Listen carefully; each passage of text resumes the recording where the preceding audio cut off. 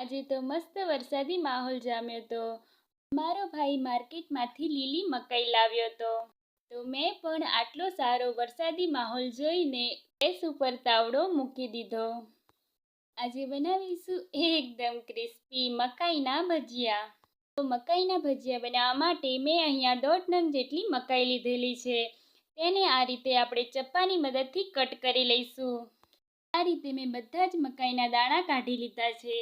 હવે એક મકાઈને આ રીતે આપણે ખમણીની મદદથી ખમણી લઈશું. હવે બાઉલમાં મકાઈ એડ કરી દઈશું. ત્યારબાદ આપણે 2 કપ જેટલો ચણાનો લોટ એડ કરીશું. અડધો કપ જેટલો ચોખાનો લોટ એડ કરીશું. 2 મીડિયમ સાઇઝની ડુંગળી, આદુ અને મરચાંની પેસ્ટ ઉમેરીશું. તેમાં મરી પાવડર, હળદર, મરચું, હિંગ, સ્વાદ પ્રમાણે મીઠું નાખીશું. સાથે ગરમ મસાલો અને ચાટ મસાલો ઉમેરીશું. હવે મસાલાને લોટ સાથે મિક્સ કરી લઈશું. અડધો કપ જેટલું પાણી ઉમેરી પરફેક્ટ બેટર બનાવી લઈશું. આ રીતનું મીડિયમ કન્સિસ્ટન્સી જેવું બેટર તૈયાર કરી લઈશું. હવે બેટરમાં 1/4 ટીસ્પૂન જેટલા સોડા એડ કરીશું અને બધી જ વસ્તુને મિક્સ કરી લઈશું.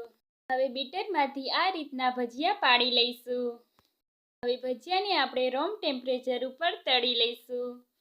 તો તૈયાર છે આપણા એકદમ ક્રિસ્પી એવા મકાઈના ભજીયા. ફરી મળીએ નવી રેસીપી સાથે.